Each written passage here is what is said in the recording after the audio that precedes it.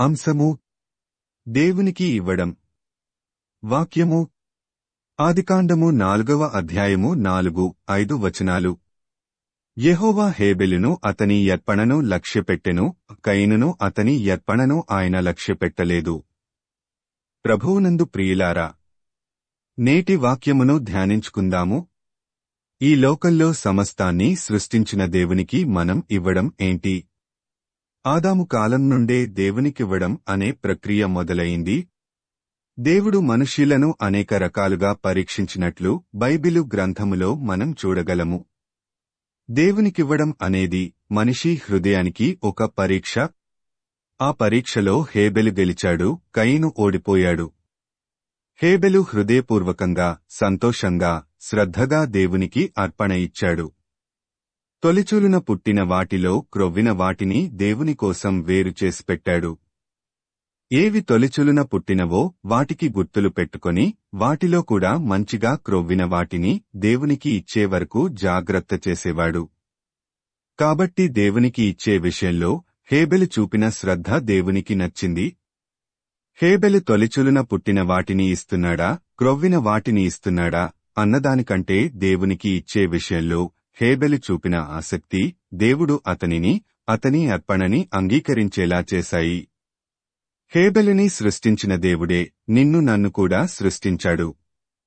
మనం దేవునికి ఇచ్చే విషయంలో అది ధనమే కాని, ధాన్యమే కాని, ప్రథమ ఫలమే కాని, కృతజ్ఞతార్పణే కాని ఏదైనా సరే మనం ఎలాంటి హృదయంతో ఇస్తున్నామన్నదే దేవుడు ప్రధానంగా చూస్తాడు. కానుకల పెట్టెలో 2 కాసులు వేసిన ఆమె హృదయం దేవుడు చూచినట్లే దేవునికి ఇచ్చే విషయంలో నా హృదయాన్ని దేవుడు పరిశీలిస్తాడు. ఆమె తన దగ్గరున్న 2 కాసులు మొత్తం దేవునికివ్వడంలోనే తెలుస్తుంది ఆమె దేవుణ్ణి ఎంతగా నమ్మిందో. దేవుడు తనను పోషిస్తాడన్న నమ్మకం లేకపోతే ఆమె 1 కాసు వేసి ఇంకొక కాసు తన పోషణ కోసం ఉంచుకొనేదేమో. ఆమె దేవునికి తన దగ్గరున్న 2 కాసులు ఇవ్వడాన్ని యేసు ప్రభువు ప్రస్తావిస్తూ ఆమె తన జీవనమంతయు ఇచ్చిందని చెప్పాడు. అంటే ఒక రకంగా తన జీవితాన్నే ఇచ్చిందని చెప్పుకోవచ్చు. మిగతా వారంతా తమకున్న సమృద్ధిలో నుండి కొంత దేవునికివ్వడంలో అర్థము తాము జీవించడానికి కొంత దాచుకున్నారు. సనుగు కొనకయు బలవంతముగా కాకయు ప్రతివాడును తన హృదయములో నిశ్చయించుకొనిన ప్రకారము ఇయ్యవలెను, దేవుడు ఉత్సాహముగా ఇచ్చువానిని ప్రేమించును. 2 కొరింథీ 9:7.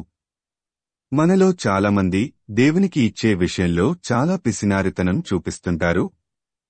మనకు ప్రాణమిచ్చి, ఆరోగ్యమిచ్చి, తెలివితేటలు ఇచ్చిన దేవునికి మనం కానుక ఇచ్చే విషయంలో మన హృదయం ఎలా స్పందిస్తుందనేది దేవుడు పరీక్షిస్తాడు. హేబెలు దేవునికి ఉత్సాహంగా ఇచ్చాడు. కాబట్టే అతని అర్పణ అంగీకరించబడింది. మరి దేవునికి ఇచ్చే విషయంలో మన హృదయం ఎలా స్పందిస్తుంది? హేబెలు హృదయంలా ఉందా, కయీను హృదయంలా ఉందా అని మనల్ని మనం పరీక్షించుకుందాము. ఈ సృష్టిలోని సమస్తమును సృష్టించిన దేవుడు నీ నుండి ధనము ఆశించడు కాని నీ హృదయాన్ని ఆయనకి ఇవ్వాలని కోరుకుంటాడు. నీ సంపాదనలో కొంత దేవునికి ఇవ్వడానికి మనసు రాకపోతే నీ జీవితాన్ని ఇవ్వడం జరుగుతుందా? ద్వితీయోపదేశకాండము 30:20లో వ్రాయబడినట్లు నీ ప్రాణమునకు మూలమైన నీ దేవుడైన యెహోవాను ప్రేమించి ఆయనకు నీ హృదయాన్ని ఇవ్వడానికి నీవు సిద్ధమా? ప్రార్థించుకుందాము. ప్రభువా, మాకు ప్రాణమిచ్చి ఆరోగ్యమిచ్చిన నీకోసం మా ధనమునే కాదు మా జీవితాలనే ఇచ్చే మంచి హృదయం మాకు దయచేయమని యేసయ్య నామమున అడుగుతున్నాము తండ్రి. ఆమేన్.